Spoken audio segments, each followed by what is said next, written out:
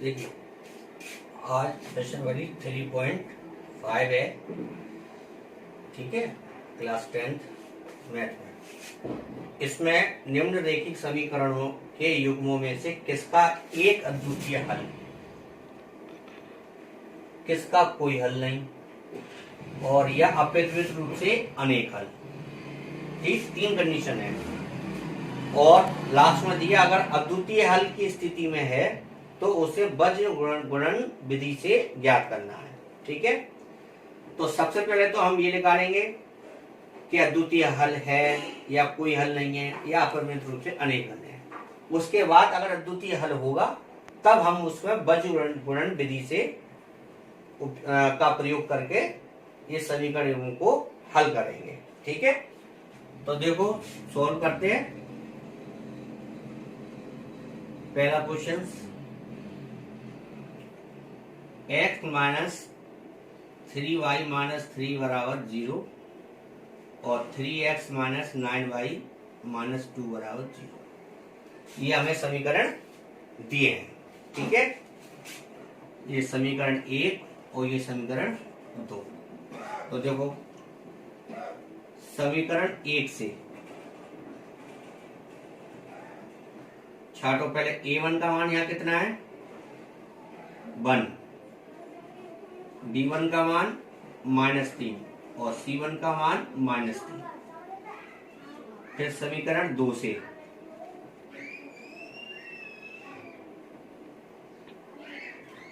a2 बराबर 3, b2 बराबर -9 और c2 बराबर -2। ठीक है, तो देखो अब यहां से a1 बटे a2 कितना आ गया 1/3। ठीक है, b1 बटे b2 -3 बटे -9, तो माइनस से माइनस करके 3 दिया 9, कितना है 1/3। फिर c1 बटे c2 -3 बटे -2, 3/2। अब आपने यहां पे ये देखा a1 बटे a2 बराबर है b1 बटे b2 के। दोनों मान हमारे क्या है बराबर है, but is not equal c1 बटे c2। ठीक है, अब ऐसी कंडीशन में हम प्रश्नावली 3.2 में हमने आपको बताया था, अगर कोई इस फॉर्म में निकल के आता है कि a1 बटे a2 बराबर है b1 बटे b2 के, लेकिन c1 बटे c2 बराबर नहीं है, तो इसका मतलब क्या हुआ, इस समीकरण युग्मों का कोई हल नहीं है। क्या होगा, समीकरण युग्मों का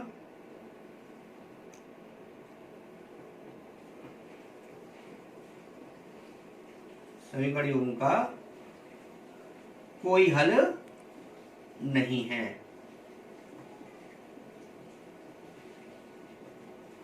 जब कोई हल नहीं है, क्या है कोई हल नहीं है, तो फिर हमें अब वज्र गुणनखंड विधि से निकालना ही नहीं है। तो पहला सवाल तो हमारा यहीं तक हो गया। ठीक है, अब देखो दूसरा देखते हैं।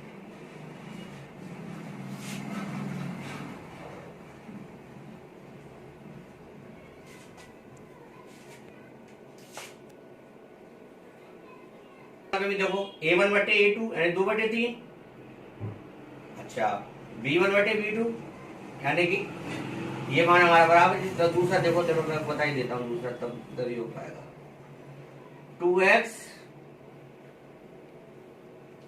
नीचे से दूसरा क्या है 2x प्लस y बराबर 5। ठीक है, और 3x प्लस 2y बराबर 8। ठीक है, तो देखो इसे समीकरण 1 और ये समीकरण 2। ठीक है, तो देखो अगर हम बात यहां समीकरण 1 से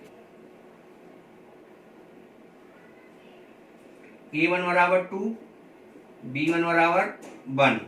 ठीक है, और इधर ले आओगे तो ये क्या हो जाएंगे, माइनस के 5। तो C1 बराबर माइनस के 5। ठीक है। अब चाहे क्योंकि ये हमने कंडीशंस क्यों लिखी, क्योंकि इसको हम ये लिख सकते हैं 2x प्लस वाई, जो प्लस का 5 है, तो इधर जाके क्या हो जाएगा, माइनस के 5। क्या हो जाएंगे, माइनस के 5। तो मैंने इधर -5 नहीं किया, मैं आपको बता दे रहा हूं। तो ऐसे ये C1 का मान -5 आया है। इसी तरह से समीकरण 2 देखो, 2 से A2 का मान 3, B2 का मान 2 और C2 का मान -8। ठीक है। अब आप देखिए A1 बटे A2, यानी कि A1 बटे A2 2 बटे 3, B1 बटे B2 1 बटे 2। ठीक।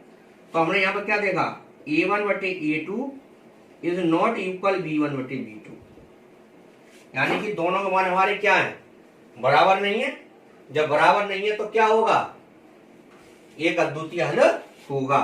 एक अद्वितीय क्या होगा, एक अद्वितीय हल होगा।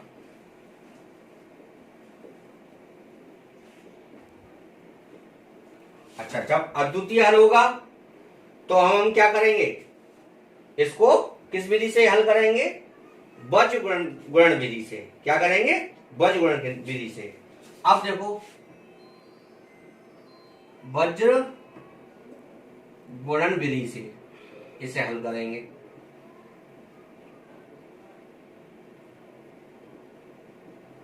तो देखो, पहले तो समीकरण को लिख लो, 2x प्लस वाई -5 बराबर 0। ठीक। 3x प्लस 2y -8 बराबर 0। देखो साहब, अब वज्र गुणन विधि जो है, इसको ध्यान से समझ लो। हमें खाली एक संख्या याद रखनी है, वो संख्या हमारी कहलाएगी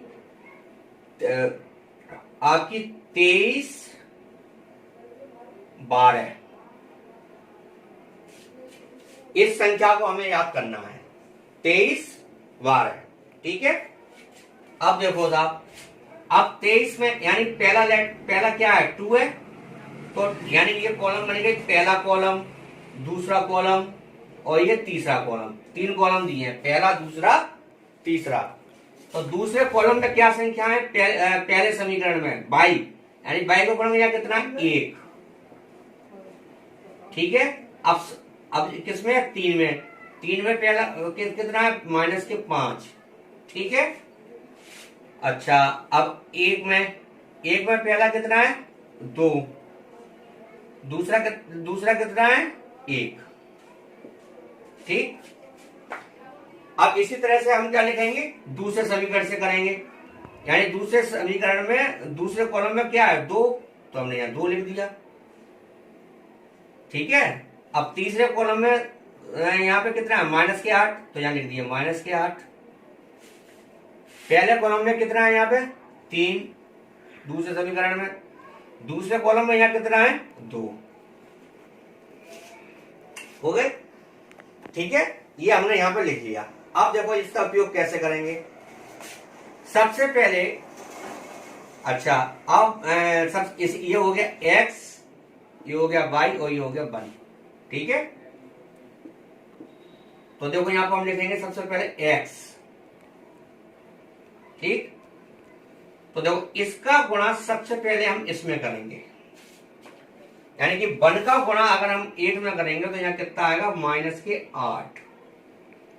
फिर यहां लगाएंगे हम माइनस, फिर इस 2 का गुणा हम इसमें करेंगे, तो 2 पंजे बोलो 10, ऐसे। ठीक है। फिर बराबर, अब क्या यहां पर बाई, यहां बाई लिख दो। अब हमने क्या लिख दिया यहां पर, बाई। अब देखो, अब फिर इसका 5 का गुणा हम किस में करेंगे, इसमें करेंगे, 3 में। तो कितना आएगा, 5 तिया 15 माइनस के होंगे, क्यों होंगे? क्योंकि यहाँ माइनस का 5 है और यहाँ प्लस के 3 है। ठीक है, अब फिर यहाँ माइनस लगाएंगे, फिर इसका गुणांक इसमें करेंगे, तो 8 दूनी 16। यहाँ तो हर हालत में माइनस रहेगा, कोष्टक से पहले। अंदर की संख्या में अगर प्लस है तो प्लस और माइनस है तो माइनस। अब यहाँ पर 1 देखो, अब इसको हल करेंगे, यानी कि इसे 3 का गुणांक किसमें करेंगे? 1 में। तो करो 3 एकम 3। 2 का गुणांक किसमें करेंगे? 2 में। 2 दूनी 4।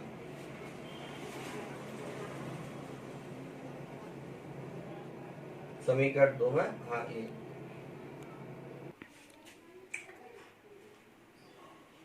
देखो। अब आगे x minus 8 minus minus plus के 10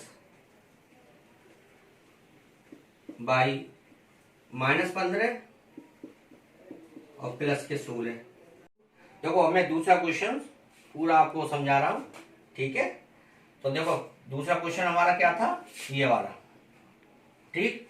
2x प्लस वाई बराबर 5 और 3x प्लस 2y बराबर 8। इसको हमने वही a1 a2 b1 b2 c1 c2 हमने मान निकाल लिए, ठीक है।